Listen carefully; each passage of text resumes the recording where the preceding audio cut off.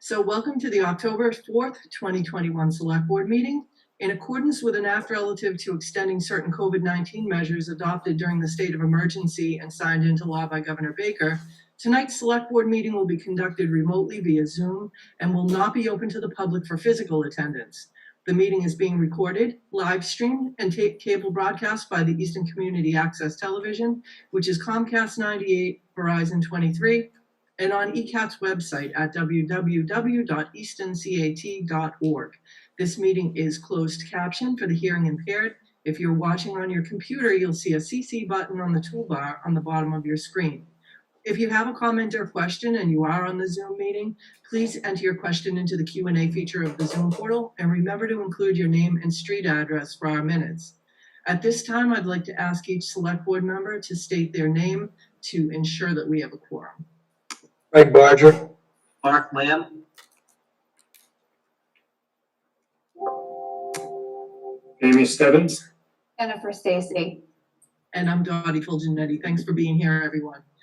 So the first item on the agenda is a one-day beer and wine license for Frank Altieri. And let me just get to that. Hang on one second.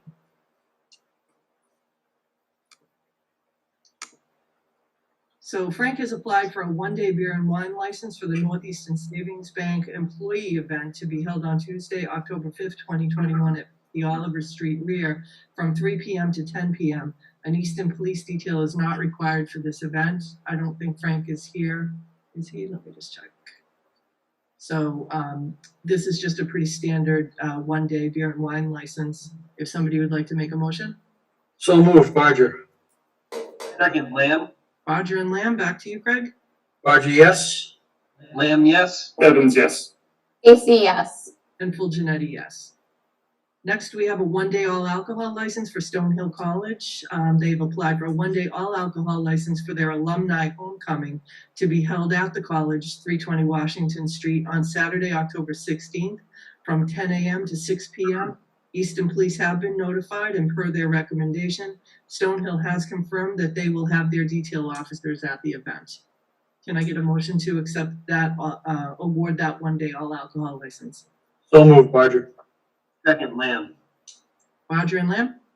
Barger, yes. Lamb, yes. Stebbins, yes. Stacy, yes. Great, thank you. The next item we have up is an appointment of constable for Matthew Polakis Jr. with a term expiration of June 30th, 2024. And I don't see that he is here tonight. Constables help assist various law enforcement agencies serve notices. Constables are all booked and may within cities or towns are all bonded, and may within cities or towns in which they're appointed or elected serve the following: summons, complaints, land court process, small claims notices, summary process and eviction, probate court process, subpoenas, warrants for town meetings, etc. Mr. Pollock's application has been reviewed by the police chief with no concern, and if there is an appointment made, we will be doing that by roll call. So as Mr. Polakis is a new applicant for the position, he was invited to the meeting to introduce himself, but I don't see him listed in the attendees. So our office did invite him to attend to introduce himself to the board. I'm not sure where he is. Okay. Well, it's only 6:04, so we're moving quite quickly through this. If we see him up here, we could always ask him to introduce himself. Meanwhile, if somebody, it's uncontested, and with a term expiration of June 30th, 2024. Would somebody like to make a motion to appoint Mr. Polakis Jr.? I move to appoint Mr. Polakis Jr. subject to an updated bond confirmed by the town clerk's office. Second, Lamb. So that's Barger, Lamb. Barger, Polakis. Lamb, Polakis. Stebbins, Polakis. Stacy Polakis. And Fulgenetti Polakis. Thank you. Next, we have an appointment to the Cpa Committee with a name that we are all familiar with, Tom Broussard. So we have an application by Tom. He is here tonight, and we'll get moved into the panelists. And this will be for a term to expire on June 30th, 2023. Good evening, everybody. Hi, Good evening, Tom. Mr. Broussard. Hi, Tom. Good to see you all again. Good to see you, and thank you for offering to volunteer your time again. We've missed you, and we are happy to see you again on our little Zoom screen. I appreciate that. It's good to see you all too. And if you need anybody to soak up a little bit of time for anybody else who, like Mr. Polikas, who might not be here yet, I'm happy to talk for a little bit, as you all well know. So, you know, for full transparency, the CPA was looking for a committee member, and I reached out to you because I thought that this might be a good fit and recruited you for this position. And so I'm grateful that you would consider that, and, you know, just tell us a little bit about your interest in that committee. Yeah, sure. It actually goes back to when Jenny and I were interested in moving from our apartment in Mansfield. And we had always known the surrounding towns well. And one of the pieces of architecture in Easton that really captivated me was so many of the buildings that H.H. Richardson had designed in the center of town. And the reason is I actually grew up in Malden, and our library was a place that meant an awful lot to me. And that also was a library designed by H.H. Richardson. And so as I was driving through Easton one day, I just Jenny probably thought I was crazy, but it resonated with me that it brought me back to a really safe place for me growing up. And the fact that this town of Easton had that type of architecture. And I've always been a history buff. So you can't really go too far without hearing about the Ames family and the Ames Shovel Works. And then certainly as we've lived in Easton, we've truly come to appreciate all the other, I think, attributes that make Easton as special as it is. You know, our focus on, I call it green space, but open space and outdoor recreation.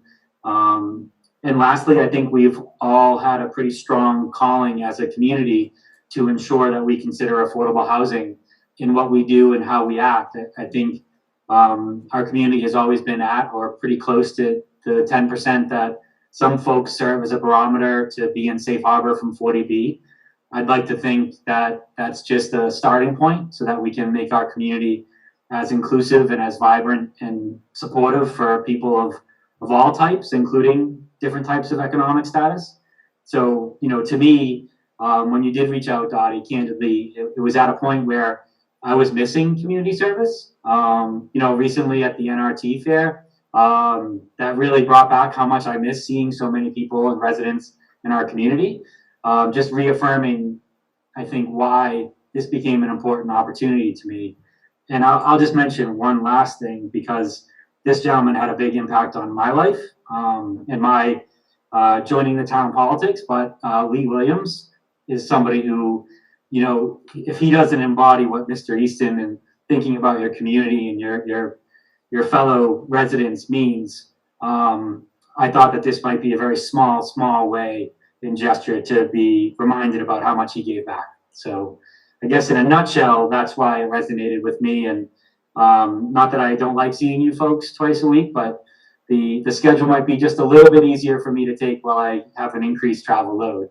So really excited to have this opportunity. Great, thanks, Tom, and I appreciate the nod to Lee Williams. That's I think that hits everybody right in the heart. Yeah, absolutely. He was a great teacher and mentor, I'm sure, to many of us. Great. So, Craig, do you have any comments, questions? All I want to say is that I'm thrilled that Tom has stepped back up into public service. I've missed his counsel, and I think this is a perfect opportunity for him. His skill set and his experience is perfect for this committee, and I'm very pleased to welcome him again. Mark? Yeah, the same, Tom. You know, I could sit here and ask you about your knowledge of CPA and the finances of it and how it all works, but I mean, that would be, I would do it so the general public would be aware of your insane expertise on it. But, you know, for those at home, you know, Tom was part of this board, part of the finance committee. He knows the inner workings of this stuff inside and out, and probably sleeps thinking about it. So full confidence with your ability to serve that committee to the utmost of your abilities, and bring to the table what you brought to Easton for so many years. So thank you, actually, for stepping back in the arena. Thank you. Good to see you, Mark. You as well, Tom. And Jamie? It was great seeing you yesterday at the NRT fair, and I just want to thank you for the mentorship, being a mentor over the last couple of years as well. So thank you very much for continuing to give back. I appreciate it, Jamie. Great to see you too, and the little guy too. Thanks. And Jen? There's really not much more I can say that hasn't been said already. Like Mark said, there are no questions I could ask. Your record of expertise and just the way you handle things and the way that I've learned from you over the years speaks volumes. So I was really glad to see your name pop up again. And thanks, Tom. Thank you so much. I appreciate it. Good to see you too, Jen. And Tom, as you know, there's a lot going on with the Community Preservation Commission. They review a lot of projects and requests, and to have somebody with experience jump into the thick of it while they're going through this process is going to be very helpful. So really appreciate you agreeing to come back and serve on that committee, and I think it's a good fit for you. Thank you. I appreciate the opportunity, team. I really do, if I'm granted that chance. Great. Well, if somebody would like to make a motion, and we'll take a roll call vote. Motion and a second. Barger, with pleasure. Lamb, second. So that's Barger and Lamb. Back to you, Craig. Barger, Broussard. Lamb, Broussard. Evans Broussard. Stacy Broussard. And full Janetti Broussard. And you know the drill. The town clerk will be in touch with you to get sworn in. And thank you so much for being here tonight, Tom. Awesome. Great to see you all. Hope you. Okay, Thomas. Good to see you, Thanks, Tom. Tom. Bye, folks. Okay, next we have the Wayfinding Working Group appointment. We've got a nomination for Rory Calfeltz for the Conservation Commission. And hold on, let me just get to that. I don't really think, as you know, we are trying to establish a working group to look at the wayfinding, which are the signs and, identifying ways to get around town and where things are and where parking is located and things like that.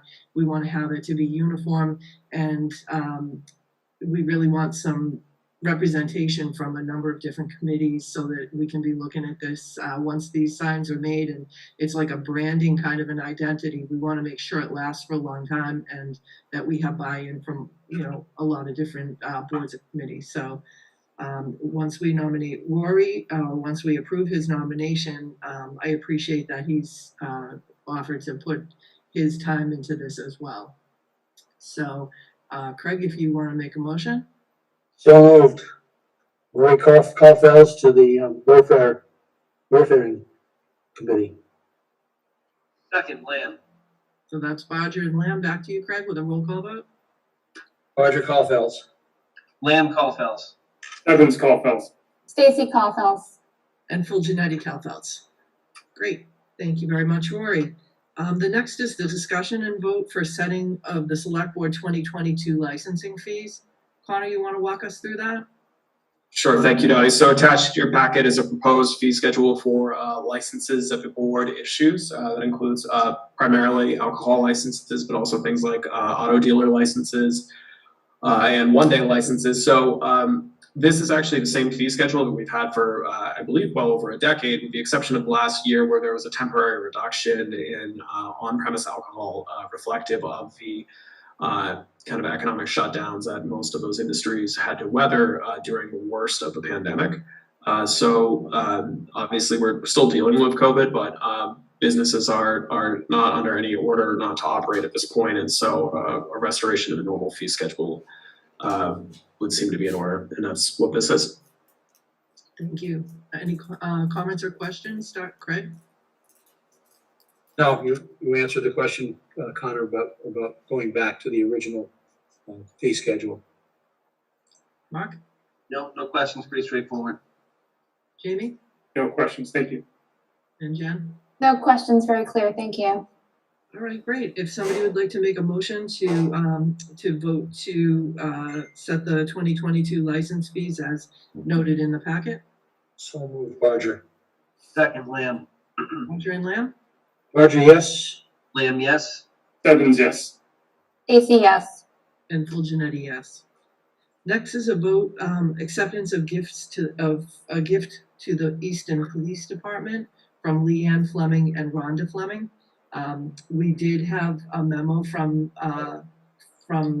the police chief that they've both made donations, and we want to thank them for that. Thank them for supporting the police, and really appreciate their thoughtfulness.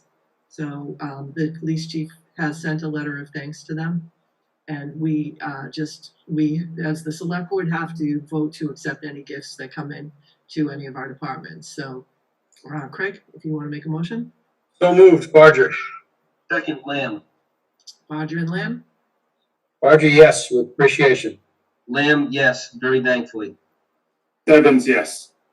Stacy, yes, and thank you. And full Janetti, yes. So we appreciate the generosity. Next, we are at the November 8th, 2021 special town Dottie, meeting. sorry, we skipped the board's schedule for next year, item 9. You're right. Thank you so much. So we have the setting of the 2022 meeting schedule. This was sent to all of the select board members to take a look at to see if there were any conflicts. We pay particular attention around certain holidays that we know that our families in the community, that a meeting would impact that. So this board, I don't think I heard back from anyone that there were any changes. And, you know, if something comes up that we know about during the year, we can always adjust the schedule if something came up that we didn't see. But if everybody thinks those dates are fine, we'll take a vote to set the select board meeting schedule, and that will be posted on the website. I move to accept the proposed 2022 select board meeting schedule. Second, Lamb. So that's Bodger and Lamb. Barger, yes. Lamb, yes. Stebbins, yes. Stacy, yes. And full Janetti, yes. So now we are at the special town meeting warrant draft. So, Connor? Sure. So only 3 articles for consideration tonight. It's a brief warrant, and the main articles of substance, the operating and capital amendments, will be your next meeting on the 18th. So the first one that I would like the board to consider inclusion and recommendation on is Article 2, which is transfer to the Capital Stabilization Fund. So as the board knows, in addition to our general stabilization fund, we maintain a capital stabilization fund and a sewer stabilization fund. And the capital stabilization fund is intended to have funding separate for capital purchases and things of that nature.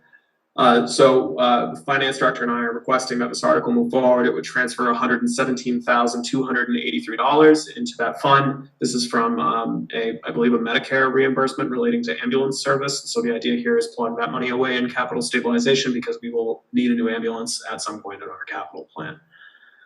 If we do that, that will put that fund at about 1.88 million. Great.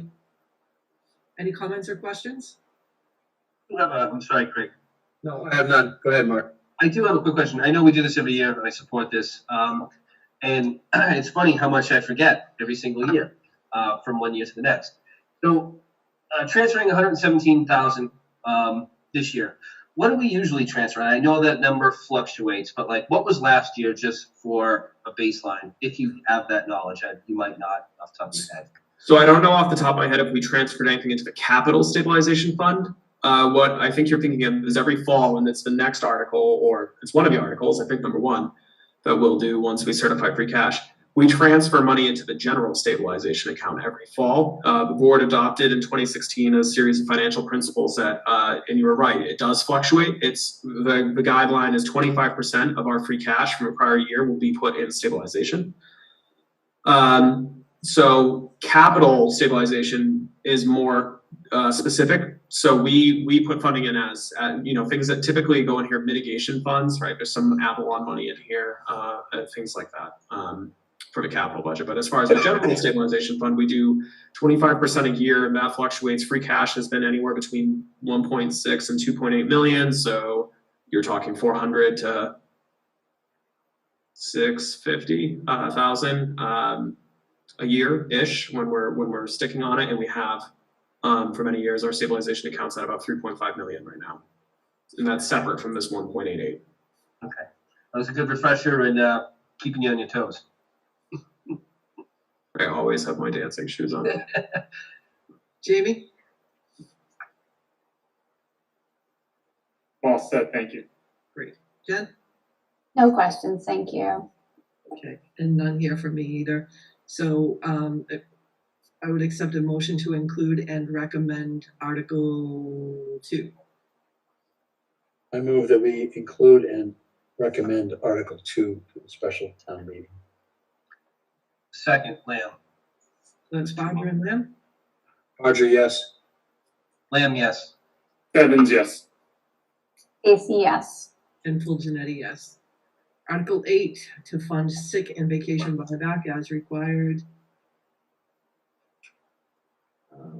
I'm cut off here, so By collective bargaining. I collective bargaining. Sorry about that. So this is relatively routine. These come up from time to time. So for various unions, we have bargaining agreements that stipulate buyout provisions upon separation from service, such as retirement. This article would be roughly $17,000 for sick and vacation buyback. Sick leave buyback is a practice that used to be commonplace in state and local government and has been phased out. And so this is becoming a more and more rare article as the workforce turns over. Folks hired after the 90s and 2000s generally are not eligible for sick leave buyback because it creates a large financial liability. But we obviously honor the contracts we made with folks at the time of hire, and that's what this is for. And this would be funded out of available free cash, and I recommend inclusion and recommendation. Any questions from the board? Nope. Is that a number we know? It's 17,000. Curious, on the fire department, how many more people are from the pre-90s era where we'll be doing this? I mean, it is what it is.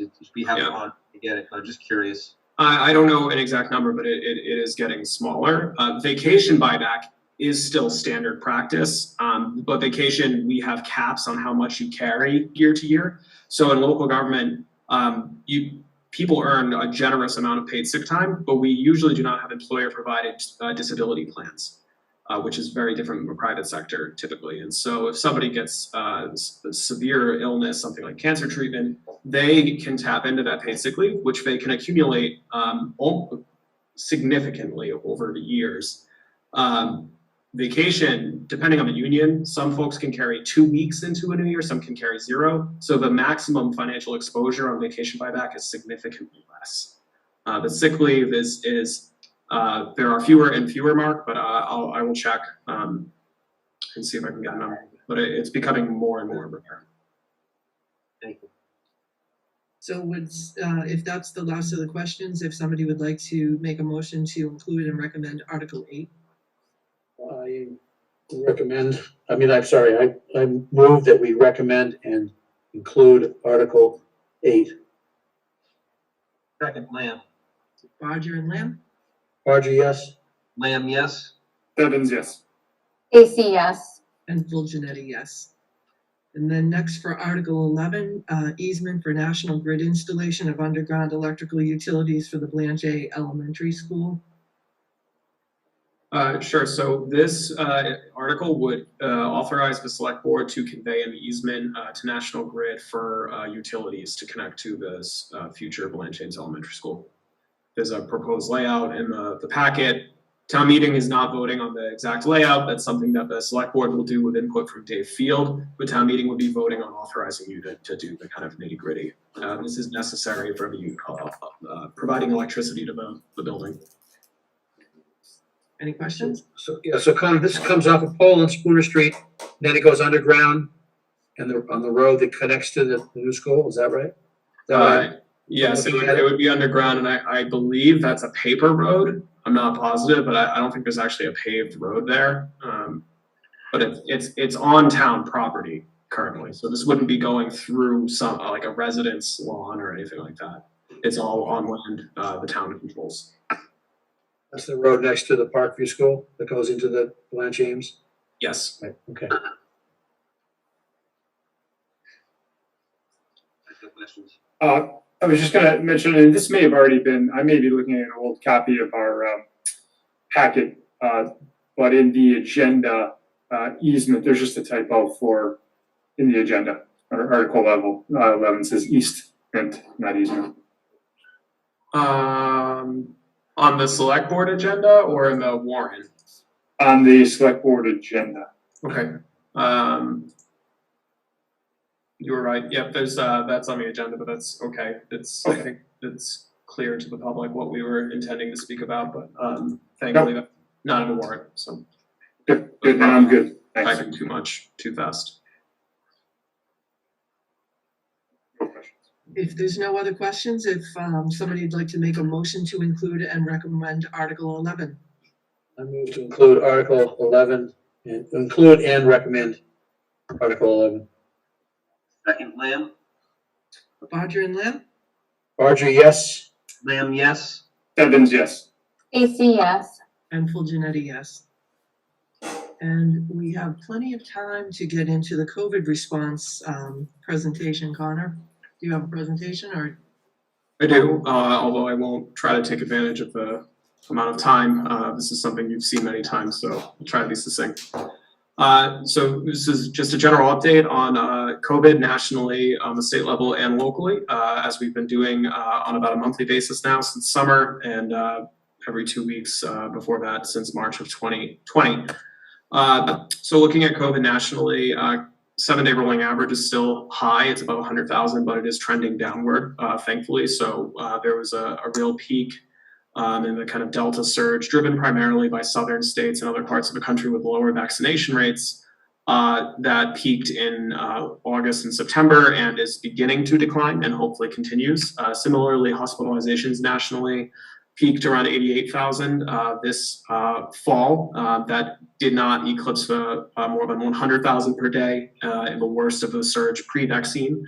And again, this is more pronounced in areas with lower vaccine rates. Nonetheless, that is also trending down to 65,000 a day right now, which is a good thing.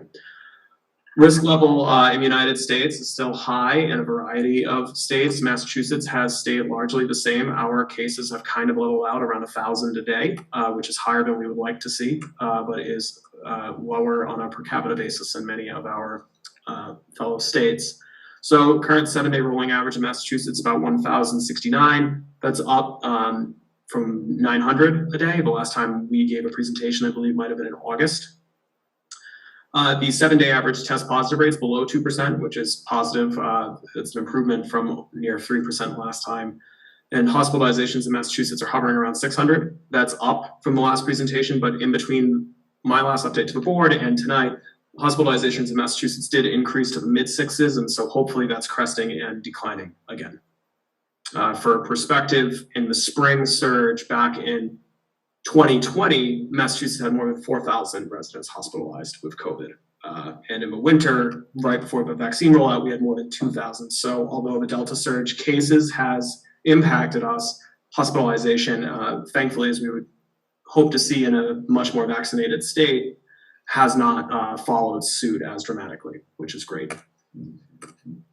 So in Easton, the last update was in August. So we're nearing 2,500 cumulative cases of COVID in the community, and 67 residents having lost their life relating to the disease.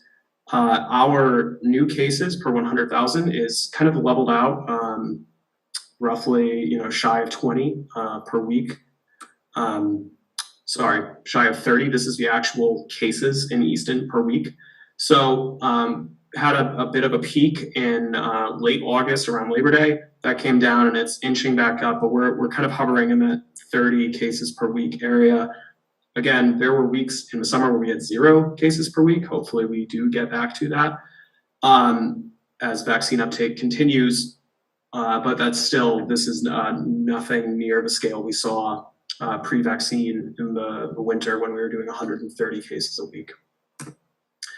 Our test positive rate is below the state average. So state average is about 2%. Easton's test positive rate is about half that, 1.08%. Some of that is attributable to the fact that Stonehill has a pretty impressive ongoing asymptomatic surveillance testing program. Let's say that 5 times fast. where they are producing a lot of tests, and thankfully most of them are negative, so that does dilute our pool a bit. Other communities like Norton, you see that with Wheaton College, but nonetheless, our test positive rate is at a manageable level. Municipal services remain the same as the last update. Our buildings are open to the public. If you are a member of the public, we ask you to wear a mask regardless of vaccine status, because there's no way that we can readily verify whether you're vaccinated or not. For town staff, the current policy is that they need to provide evidence of full vaccination if they want to not have a mask, and all new hires must provide proof of being fully vaccinated before their first day. As far as an update on vaccine uptake more generally, since the last meeting, the FDA and CDC approved booster shots for certain individuals, depending on their age or occupations. That there's more information about that for folks at the state website, which would be vaxfinder.mass.gov, or calling 211. Massachusetts continues to be one of the leaders in the United States as far as vaccine uptake. Nearly 80% of the population has received at least their first dose, which is significantly higher percentage than the United States at large. This table, there's a ton of numbers here, but the one all the way to the rightmost column is important, which is the change since the last update. So if you look at age 12 to 15 now, you're looking at more than 70% of 12 to 15-year-olds in Easton are fully vaccinated, which is incredible. And that's an improvement of 9% since the last update. Accepting the 16 to 29-year-olds in Easton, you're looking at 83, 87, 87, really remarkably high numbers of fully vaccinated, well over 90% with at least one dose for everyone over 30, which is remarkable. However, 16 to 29, you do have comparatively very low vaccine uptake, 52 and 50-ish% fully vaccinated. So that does bring the town's total per capita down to 66%. But it's worth note that that's 2/3 of the population fully vaccinated, and currently anyone under 12 is excluded, but they're still counted in there. So the town is close to the statewide average, and newer groups of eligibility like 12 to 15 are rapidly picking that up, and so we're seeing some really good coverage there. We haven't had a clinic since the last update. We did have a flu shot clinic where we did have COVID vaccine on hand. No one availed themselves of that because, again, the vaccine is so widely available now that what we're seeing, at least locally, is that the issue has not been that the town hasn't been able to put on enough clinics. So we have administered more than 1,000 doses, although I don't have the exact number on hand. So that is what I have. I'm happy to answer any questions if there are any on the town side. That's great. Any questions from anyone on the board?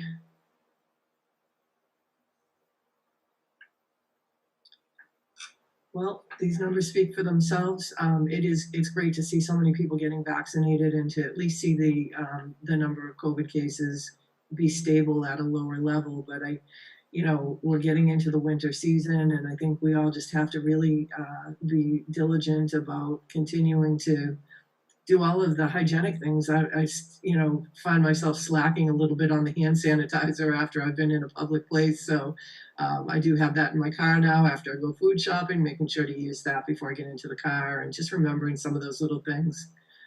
Wearing the mask in a public place, even though I'm vaccinated. I don't want to get any of the other things that are going around like colds and germs. So I think I was a little bit of a germaphobe before this, and it's kind of exacerbated that. So thank you so much, Connor. We really appreciate the update. So next, has everybody had a chance to take a look at the September 27th minutes?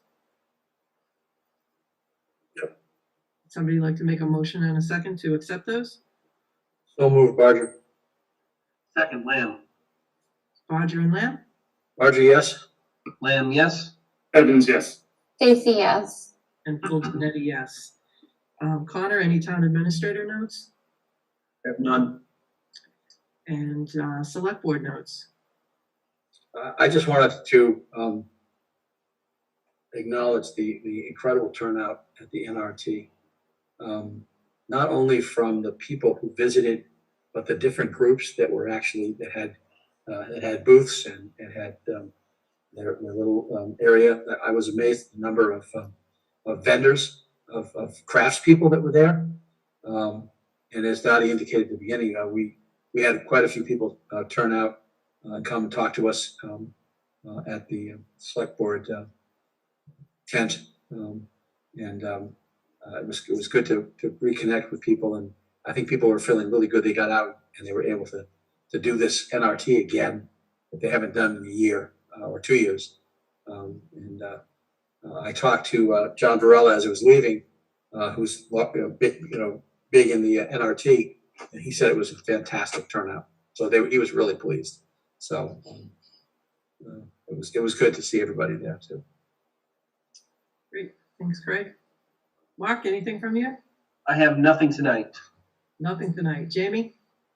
Yeah, I just want to say for all those that were disappointed to find the select board where the pony rides used to be, I hope that the app was sufficient. And I thought the sign, the banner came out fantastic, Dottie, that you were able to get just a couple of days before the event. And again, I just want to say great job to Christina Refford, Valerie and Robin for the Green Communities Committee booth. They did a fantastic job, and several other booths, as Craig mentioned, were fantastic. I thought walking through was wonderful. Wish I had more time to spend there on Sunday, because there was a great vibe, great live music, great food, and great booths. So excellent job to everybody that's part of the NRT. Thanks, Jamie. Jen? To second what was already said, and just also mention that there's a lot of excitement around the Discover Easton app. Craig was the biggest advocate for that, and people were getting really excited and just really love the idea of having all that information at their fingertips. So just put a plug in for the app again, that if you haven't downloaded it, it is really great to have that right on your phone. You can get all that information about restaurants and businesses and access to government, etc. So yeah, that's about it. Thank you. Thanks. So I pulled a couple of things out of the Easton Town Crier, and if people aren't signed up for that, it's on the front page of the website to sign up for the Town Crier. It's a weekly email that you get every Friday, and really great things in there. So one of the things is this week is bulky item pickup. If you're a waste management customer through the town, I know that's always a big question, is when is that pickup? So hopefully people are watching and get your bulky items out this week. Also, October 23rd is National Drug Take Back Day at the Easton Police Station from 10 a.m. to 2 p.m. One of the best things that you can do in helping to prevent substance use abuse is to get rid of your expired, unused, and unwanted prescription drugs. They will be accepting the prescriptions as well as sharps disposal. Bring your sharps in a hard plastic container. And you can also bring over-the-counter and pet medications. And the service is free and anonymous. It all goes to the incinerator. And I usually volunteer for that in the spring and in the fall. And it's a really great opportunity for people to clean the medicine cabinets, and especially if they have needles and syringes that they have to dispose of. It's very expensive to do that. So people really take advantage of that. When you go to the police station, you can stay in your car and just drive up. People will come to the door of your car and take it from you and put it right in the incineration box. So hope to see you then. We are at 6:39, and our timed hearing is at 7 o'clock with the Finance Committee. So I'm going to keep this meeting open until we'll take a break until 7 and come back, and then we will have Patrick Helen, the chair, open the Finance Committee meeting, and then we'll both adjourn after the end of that. So if I forget to adjourn, somebody remind me. So we'll see everyone back here at 7 o'clock. Thank you. Thank you, Dottie.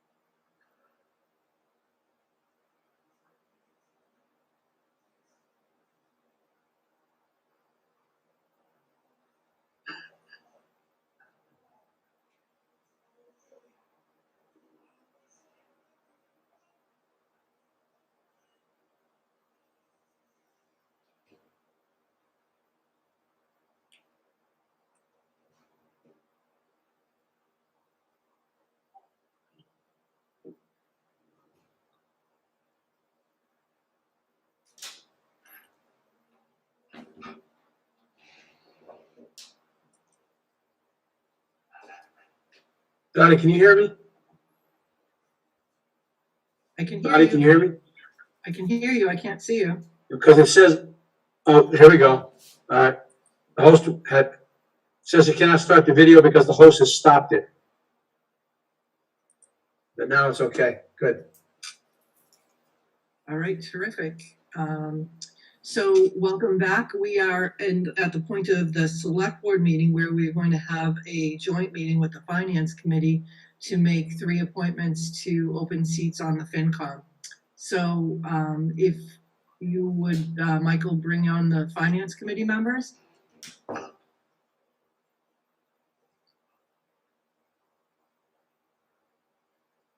Hi, Patrick. Yeah. I just leave my child endangerment photo up as long as I can, I think. It's taken to Borderland, so it's topical. It's associated. So Patrick, you'll open your meeting and then you'll remember to adjourn at the end, as I will from the select board meeting, but you'll open and take a roll call for your members. Yep. 4 of 5. We need one more to officially kick off. Right? Am I counting right? 1, 2, 3. Yep. Mike DePietro is in the waiting room. He's usually the late one, so that makes sense. Hi, Patrick. It's Michael Blanchard. There's someone identified as Mass Families in the Zoom room. I don't know if you recognize that as a member. That's Kelly Lamb, right? That's Shireen. That's Shireen, Oh, sure. I believe.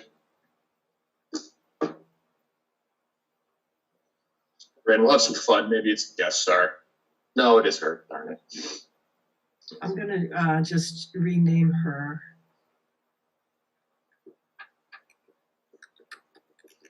So once we get everybody connected here, I will do a roll call to open our side, as you said, Dottie. Can I just get a show of hands? I think everybody's online now. Mike is still coming in. I'll start and we'll roll through. So when I call your name, obviously come off mute, say your name and present or here, and we'll kick this off. So this is to open the FinCom side of the joint meeting. I'm just going to go down the list. DiNapoli. Christina DiNapoli, present. Mike DePietro. We'll come back. Diaz. Shireen Diaz present. Lamb. Kay Lamb present. Velosi. And Vemosi present. Mike DePietro. Present. There he is. And Helen is present. We are kicked off. Great. Well, thanks for everyone for being here. As you know, we have 6 candidates for 3 seats on the that are open on the Finance Committee.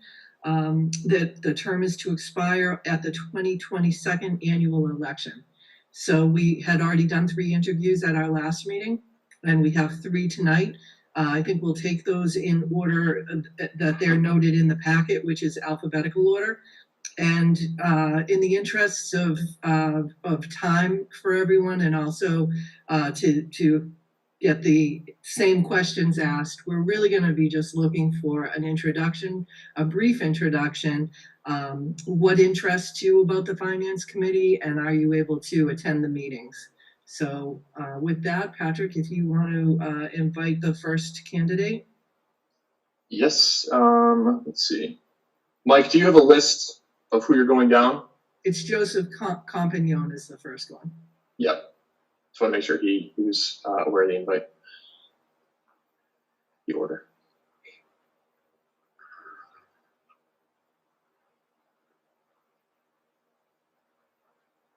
If Joseph is listening, he has been invited to move over. He just needs to accept the invitation. Okay. And just to reiterate what Dottie said as he's coming on board, why you applied, right? Can you make the meetings? What are you bringing to the role? And the time commitment pieces. Just an intro as to what brought you to us, and what the expectations that you have are, and how you can help provide for the town of Easton. if Joseph is having any technical difficulties, reach out. If you're having any issues getting connected, you can raise your hand and we can try help. If not, we could jump to, I believe Brett is up after Joseph, and we could come back to Joseph afterwards if there's some technical difficulties going on. Yeah, why don't we go to Brett next? Here comes Brett. Joseph, we haven't forgotten about you, or Joe, we haven't forgotten about you. We'll be back to you shortly. I think he just dropped out, so he's going to try to jump back in, so that'll be good. So with that, Brett, can you hear us? I can. Excellent. Welcome. If you heard Dottie and myself reiterate, we're looking for a quick intro as to who you are, what's bringing you to the Finance Committee. Can you commit to the meeting schedule of the second Wednesday of the month during the budget season, and what you think you bring to the role? All right. And if possible, can you turn your video on? Oh, I didn't realize. Let's see. Oh, there we go. Bottom left corner. There we go. Great. I'm a little dark. Thanks. So my name's Brett Dawson. I'm the Vice President of Tax over at Clean Harbors in Norwell. I've been there about 12 years now. I have a staff of about 16, 17 people. And I do focus, obviously, in corporate taxation, sales and use tax, property tax, income tax, business licenses, things of that nature. And I thought I could bring a different perspective, perhaps, and add a tax flair, if you will, to the current committee. Because I'm sure you probably have more people that are, probably more budgeting, forecasting, kind of general accounting related, which I do as well because we're publicly traded. So I do get into that a lot. But I figured the tax focus might be something a little different that perhaps you don't have currently. I've lived in Easton about 15 years now. Love the town. Love to be able to, assist, from a finance perspective and volunteer my time. And I could most certainly make the meetings because I live right on Elm Street. I think I sent my resume to Mike for circulation. I don't know if he did circulate it. But that's kind of it in a nutshell. I don't want to take up too much time, but I think I could add a different perspective. I've been there for about 12 years, again, focus on the tax function. I also manage all the stock comp and the equity. I do get heavily involved in property tax. And again, I don't know what, particularly this role would, whether or not it would include, taxation related items, but if anybody has any questions at all, please feel free to ask. An open book. Patrick, do you have any questions, or start with the Finance Committee? Let's start with the Finance Committee. I don't have anything outside of the one that I've been asking for, which is obviously what you bring. I think you did a great job of obviously talking about this different level of background. So I appreciate you answering my question ahead of time. Does anyone on the Finance Committee have anything they'd like to ask? Just give me a show of hands and I'll call on you specifically. Kelly Lamb, I saw. Hi, I'm a little bit familiar with Clean Harbors. They do some excellent work, and I was just wondering, did you work for that organization because of its mission, or do you have any experience doing voluntary work or anything like that? I do not. I did choose to work for Clean Harbors primarily because they do a lot of environmental work, which I think is, absolutely fantastic. We respond to a lot of environmental natural disasters, which is really cool. It's around, the Gulf spill that occurred down in Louisiana, Florida, Mississippi, Alabama years ago. We, I think, generated $200 million of revenue from that. We had a great team. Everybody really works together as a team and comes together to really, help the environment, help communities. So I definitely like that component of my job. That's great. Thank you. Yeah, of course. Thanks, Kelly. Anybody else from the FinCom? Seeing none, I can kick it back over to you, Dottie. Sure. How about the Select Board? Raise your hand if you have any questions. Let's start with the Finance Committee. I don't have anything outside of the one that I've been asking for, which is obviously what you bring. I think you did a great job of obviously talking about this different level of background. So I appreciate you answering my question ahead of time. Does anyone on the Finance Committee have anything they'd like to ask? Just give me a show of hands and I'll call on you specifically. Kelly Lamb, I saw. Hi, Greg, I see you unmuted. No, I have no questions. Thank you. Okay, Mark? Yes, thank you, Dottie. Brett, how are you, sir? Good, thank you, sir. Good. Outstanding. So it's the same question I've asked every other candidate that came before you. Is there something specific you want to see or address within the Finance Committee or within Easton? There's no right or wrong answer. I'm just curious where your mind's at. Well, I mean, honestly, I think, I do. I love the town. There's certain things that I see occurring that, I don't want to say don't settle well with me, but I think I could, possibly offer some assistance with or change and whatnot. And for instance, I bring up Canton, where I feel my dentist is in Canton, and it used to take me 10 minutes, 15 minutes to get there. And now it takes me 45 minutes to an hour because of all of the additional condos and the congestion and the commuter rails and everything else. And, I think like any town, you have to, look forward and move forward, but you have to be steadfast as well. And I think from a finance perspective, I can help a lot I do a lot of contract negotiations, contract review, things of that nature. And, if I can bring that to the table and help the town, and, I think it's fantastic. Outstanding. Thank you. Yep. Any other questions from the board members? All right, great. Well, sorry, Jen, go ahead.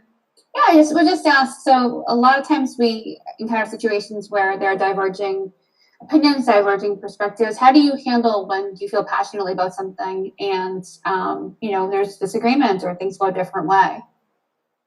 Well, I mean, I think, managing a staff, you always have to be diplomatic, and, working with a group, you have to be open to everyone's opinions. You may not absolutely agree with it, but, again, we're volunteering, we're doing a job here. It's, there's no reason to, get into an argument with someone over something that, you may not be able to change in the end. So, you just politely disagree. That's it. Thank you. Of course. All right, last round. Anyone have any questions before we move on to the next candidate? All right, I don't see any hands raised, so thank you so much. We're going to put you back into the attendees section, and we'll be deliberating and voting at the end of this meeting, so stay tuned. All right, thank you all. I appreciate your time. Thanks, Fred. All right. So I do show Joe back, so we can see if Joe can get connected this time. There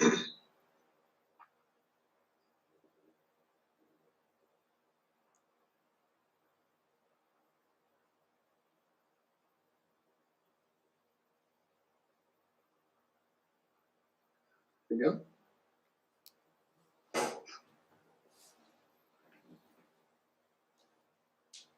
Hey, Joe, welcome to it. If you could turn your camera on and unmute, we will jump right in. If you need to know where those are, they're in the lower left corner of the taskbar at the bottom.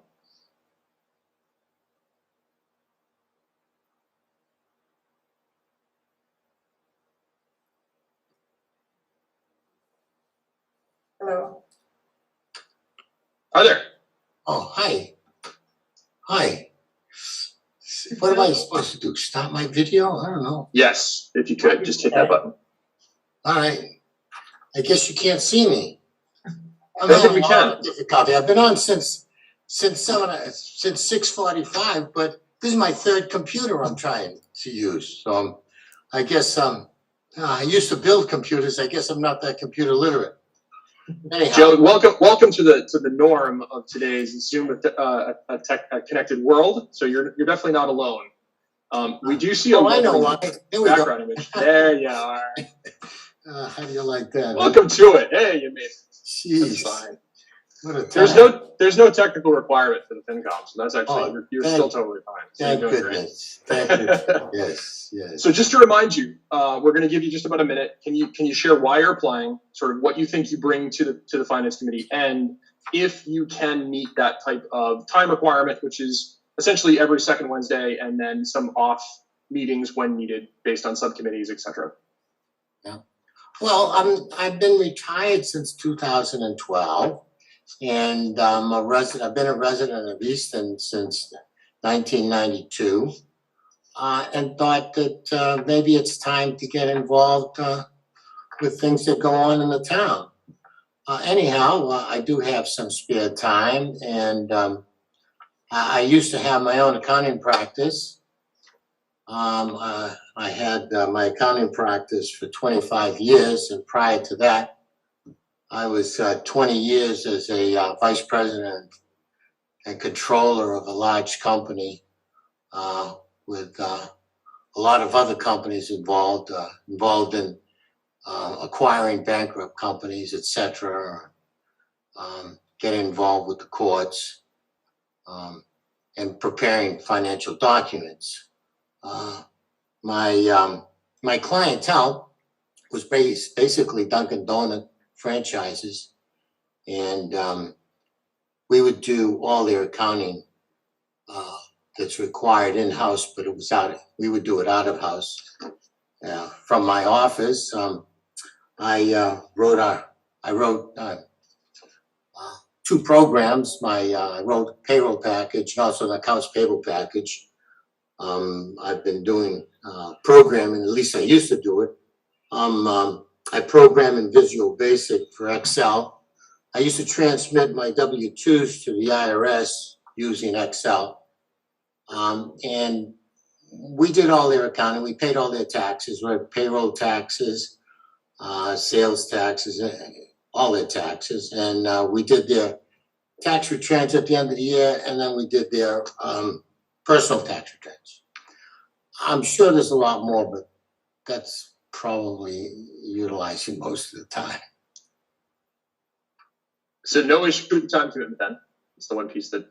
I'm sorry. You said you said you're retired, so I assume there's no issue with the time commitment of a couple nights a month. No, not really. I'm not sure.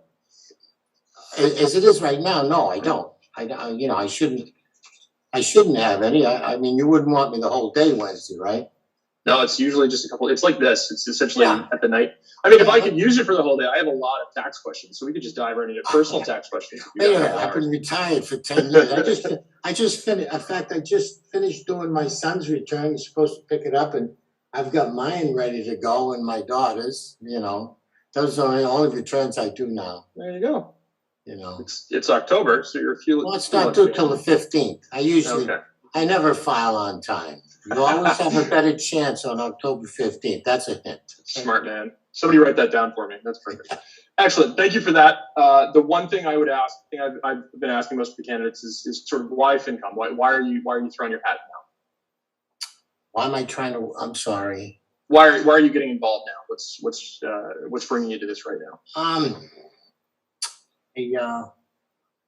I would have to say that maybe my time. I've had more leisurely time on my hands, and at the same time, I'd like to get involved with the town. There's a few things. I've been a resident, like I say, since 1992. I built my home in Easton. I purchased a lot in 1988. So I've been here for quite some time. And I don't know, maybe I'd like to know some people, involved with the town. And this would possibly help. That's basically it. I would say I can't really delve too deep into it because I really haven't given it much thought other than, I'd like to volunteer in some capacity. Thanks, Joe. We'll go down to the Finance Committee. Does anybody in the FinCom have questions? No questions? Yeah. Kelly. So it sounds like you're looking to serve and also build some community, which is great. Do you have any experience serving other organizations? No, sorry, no, I don't. Yeah. Do you think that it's just the time because you have more time on your hands? Well, that along with getting involved with the town that I've lived in and for so long, you know, and not really. I guess I was too busy when I was working, and then when I was retired, I just had a lot of cleanup work to do and getting involved with things with my daughter and my granddaughter and, you know, things like that. And we just sent my granddaughter off to college, and now she's not around, so I have more time. Well, congratulations. That's a big deal going off to college. Yeah, I know. Tell me, I miss her. She went to Washington. She's at George Washington University. She wants to be a politician. That's nice. You could be a good role model for her then. Why? Thanks, Kelly. Is anybody else from the FinCom? I'll open it up to anybody else on our side. Seeing none, Dottie, I'll pass it back over to you. Great, thank you. Questions from the select board side? Mark, did you have your traditional question you wanted to ask? Yeah, I'll go forward with that. So, is there something specific you want to see or address within the town of Easton or within the Finance Committee? The town of Easton, yeah. Let's hear it. Well, Let her rip. okay, I'll tell you the story, okay? If you like to hear stories. About 9 months ago, there was a tree leaning over North Main Street. And every year I'd pass by that tree, and the tree kept leaning a little bit more and kept leaning a little bit more. And finally, I decided to call it, was it Todd at the town of Easton? He's in charge of all your trees. And I told him about the tree. And I said, look, that tree's gonna fall down and hurt someone. He says, well, let me come out and take a look at it. I said, okay. He came out, he took a look at it. He called me back, you know, and he said, no, the tree is fine. It's okay. Well, wouldn't you know, about 6 months later, it fell down. Not only that, I lost power because it was in my neighborhood, and I lost power for most of the day because that tree fell down. So now I have some other trees that are on the route every time I leave my neighborhood and come back that have been there probably 150, 200 years, that one of them split up the middle. And I called Todd up, and he said, well, let me take a look at him. Well, he took a look at him, and this must have been 9 months ago. I don't know how long. I can't really keep track of time that well. And he said, yeah, well, yeah, they don't look too bad, but, you know, maybe they're a danger. So he marked them all. He put little numbers on them all. I don't know if you ever saw those numbers. I guess for them to remove them because they're hazardous. I feel they're hazardous anyhow. I know you probably don't want to hear this in the Finance Committee, but here's my story anyhow. And those things are still there, and, you know, 9 months he hasn't done anything. So maybe I can find someone in the town of Easton that might be important and, you know, express my case. Thank you for that. It's a long story. Any other questions from the select board? All right, so thank you so much, Mr. Compagnon. We appreciate you being here tonight. We're going to move you back into the attendees, and we're going to have the final candidate come forward. We will deliberate and make a vote at the end of this meeting. Okay, thanks. Thanks. Sure. So I believe Robert Jenkins is the last, but not least.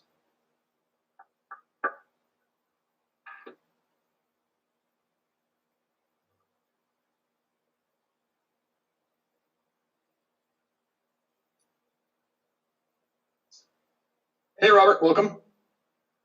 Thank you, folks, for having me this evening. I think I can see you now, and you can see me. I was just listening to the other interviewees, which was enlightening. So let me just say right off the bat, so that Finance, Mr. Helen, you know, yes, I can make the second Wednesday of every other month. Check. Just to get that out of the way. Nice. Check the box.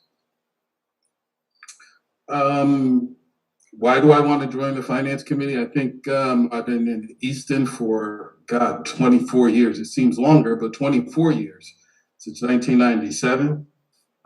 I had 3 sons that went actually to the elementary school, the middle school, and ended up graduating from Oliver Ames. I think it's time, since I've been here so long, I think it's time I give back.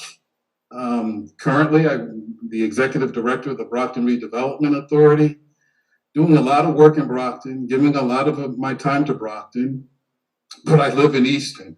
So I kind of figured give some of my expertise back. Been in the housing development for, God, close to 34 years now. So I know accounting, I know budgeting. Once I said to my wife, yeah, let me see if I want to get into the finance committee. I actually went and looked at your budget. $93 million is no joke. For a town of Easton size, it's no joke. I also actually said, well, what's the role and responsibility of the finance committee? So I then went and looked at the Association of Town of Finance Committee handbook just to see. No, I didn't go through all 172 pages. I just kind of looked quickly just to see what I was trying to get into. Your budget, to be quite honest, I'm very interested now since you made me do all this research and look into what the finance committee role and responsibility is, the selectmen. I hate to say this because I don't have a lot of time, but whenever I get involved in something, I'm pretty committed. So I actually went and looked at Mr. Reed's budget executive summary on, I think it was a YouTube. So it was really interesting. He gave a very good executive summary of the budget of the town. To be quite honest, I think I can just give back, to be quite honest. Looking at the town of Easton, and you folks know this, the town is kind of changing. We have to look at a different, not a different tax base, but increase our tax base. Yeah, we pay high taxes in Easton. I can attest to it. And how we change that and look for development and be strategic about it, I think is important. Since I'm doing it for Brockton, I kind of figured I'd lend some of that expertise to the town. You've seen my resume, so I won't go through that 2-page document, but I want to open it up if you guys have any questions for me. Thank you, Robert. That was impressive. You managed to answer all my questions before I even asked them, which is great because I had a little bit of a head start. I saw everybody else's interview. And I will give you a lot of credit for having gone and actually looked at some things. I've been on the finance committee 6 years. I've actually never seen the budget. I figured this year is the year that I pick it up and give it a once over, take a look at it. But no, all joking aside, that'd be a good idea. As chairman, it'd be a good idea. Yeah, I got people. It's fine. No, but all joking aside, I appreciate you being that prepared, that forthcoming. I understand what you're bringing to the role. I think you answered my question as to why now. You're looking to give back. So for me, I think I've got everything I need as far as my questions that I typically have been asking. With that, I'll turn it over to the rest of the FinCom to see if anybody else has anything else. I don't, but I was also impressed with the with the preparation. We got a thumbs up from Shireen. Kelly, did you have your hand up? Yeah, I'm really impressed with all your preparation as well. And I was just wondering, in all your research, if anything really stood out to you, where you're thinking, I really think I can make an impact here. I think Kelly, Ms. Lamb, to be quite honest, I think I can learn a lot from you folks as well. I think I haven't dived, I've seen Brockton's budget over and over again for the last 11, 12 years. I've dealt with other municipalities and their budget. But never a deep dive. Just like most municipalities, I think the benefits and the education, but it's an investment in our schools and education. I'm all for education. It's usually the largest piece of any municipality's budget. Surprisingly enough, there's a misconception in Easton. I'll just do this quickly. That the town doesn't apply for state funds for school. I know we're building a new school. The fact of the matter is that we're one of what they call a minimum aid Chapter 70 community. We only get like $100,000 that we can actually get from the state. And we have a $43 million budget for schools. Ain't much coming from the state. So, I mean, those are interesting things I found out in my research, just to answer your question, Kelly. Hopefully I answered it. You did, thank you. With that, and again, I'm just going to reiterate one more time that was you did more research than most. I'm going to kick it back to Dottie if your side has any questions.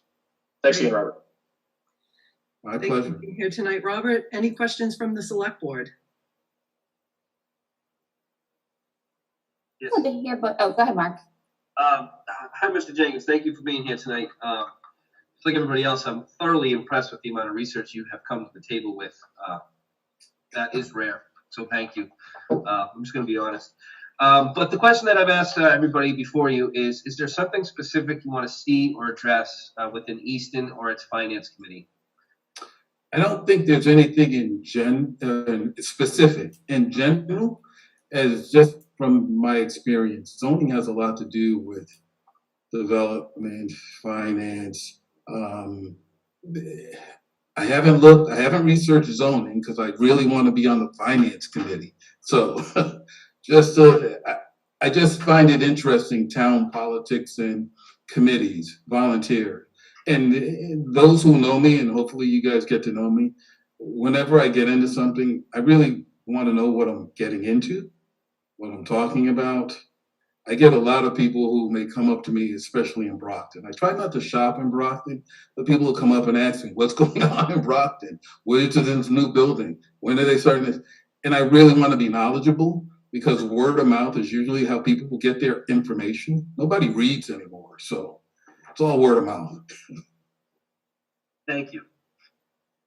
Jen, go ahead. Yeah, I'd just love to hear you have a really interesting background in your work with Brockton. I think is potentially a great asset. I'd love to hear more about an experience you've had where you've encountered a challenging situation or had to work with a diverse group of stakeholders and had to navigate something kind of tricky and maybe even something unpopular. It's interesting. It brings me, my training is putting out fires. That's kind of what I do in Brockton. That's kind of what I did in my past life with the state. You have to listen to people. We're in the democracy. Majority rules. It doesn't matter what I think. I may have an opinion like everyone else, but it's really about what the majority rules. You may not agree. Every day, I'm thinking tomorrow I have a meeting. It's a difficult situation. I don't even want to go into details, but I know that I have to deal with the city solicitor and the DPW commissioner. They're probably not going to like what I want to say, but it's the job. And volunteering, everybody has an opinion. Everybody, whether you agree with it or not, they're entitled to it. This is America. Everyone's entitled to their opinion. And, we move on. We may not agree. We agree to disagree. I think someone said that earlier. Thank you. Great. If there's no more questions from anyone on either committee, we're going to put Mr. Jenkins back into the attendees, and then we're going to deliberate and we'll take a vote. So last call for questions. All right. Thank you, folks. Thanks so Thanks, much Robert. for being here tonight. Thank you. So just to go over again, we are going to be picking 3 people to fill the term of the three open seats that expire at the 2022 annual election. I think the easiest way to do this would be to create a slate of 3 candidates. I am willing to propose a slate, put it out there, and if I can get a second, then we'll vote on it. If people don't like the slate I proposed, somebody can propose a different slate. So what I would suggest at this point is the first candidate, well, before I even say that, I do want to say that it's really a challenge to us when we get really good candidates and we don't have enough openings for them. Having a real diversity of people in all walks of their life, people who've lived here for a short time, people who've been here for a long time with different backgrounds and educations and skill sets is really exciting for us. Unfortunately, we can't always pick everyone. But what we try to do is, based on what we heard on the interviews tonight, is to realize the skill sets of the people that may not be chosen for this might be a better fit for something else. So for instance, if somebody has a lot of experience with taxes, maybe the audit committee might be a good place for them. So we try to keep that available. So with that said, I'd like to recommend Robert Jenkins. You know, his preparation, his background, his skill set, I think really fits in well with what we would be looking for. We're going to see, you know, we've seen a lot of development and, you know, the plans for long-term development with the school, potential future municipal buildings, things like that. I think having somebody with his experience would be really helpful on the FinCom. The next person that I think is, we interviewed last week, John Olsen. He's the Vice President of Old Colony YMCA. YMCA obviously is a nonprofit, so they have to figure out ways to do more with less from a nonprofit, and he has a lot of experience with budgets. And Brian DiNardo, I think that he's great. He was the market manager for an international fastener manufacturing company. I think having somebody that works for a business, you know, like that has experience with budget can look at it from a different perspective as well.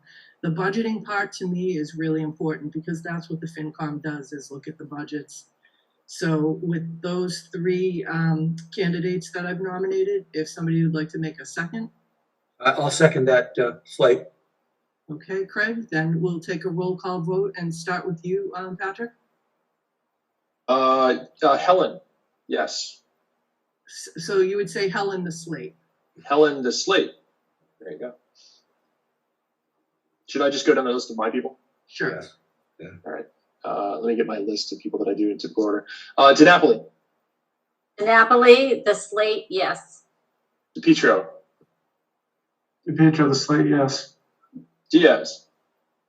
Diaz, the slate, yes. Lamb. Lamb, the slate, yes. Vamosi.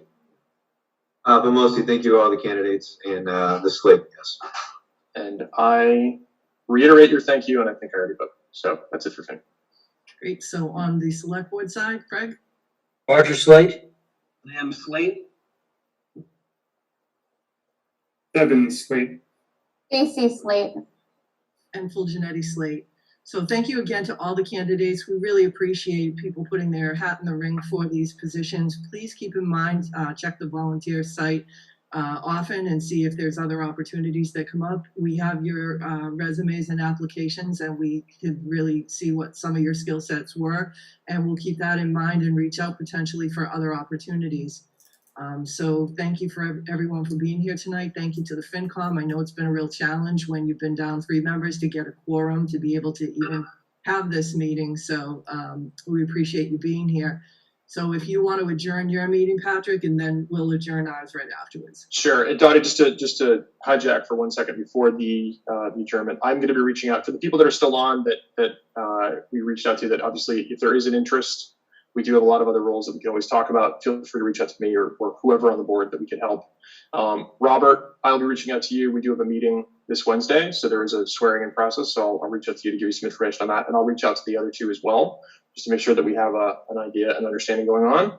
And thank you, everyone. Thank you for the time, dedication. Thanks to the select board and to the FinCom for putting in the time and effort to get this done. This is obviously, it's been a unique time. You know, 2 of our esteemed FinCom members just up and left us and went to greener pastures on the select board. Those people. I won't name names. You might know who I mean, but I won't name anybody.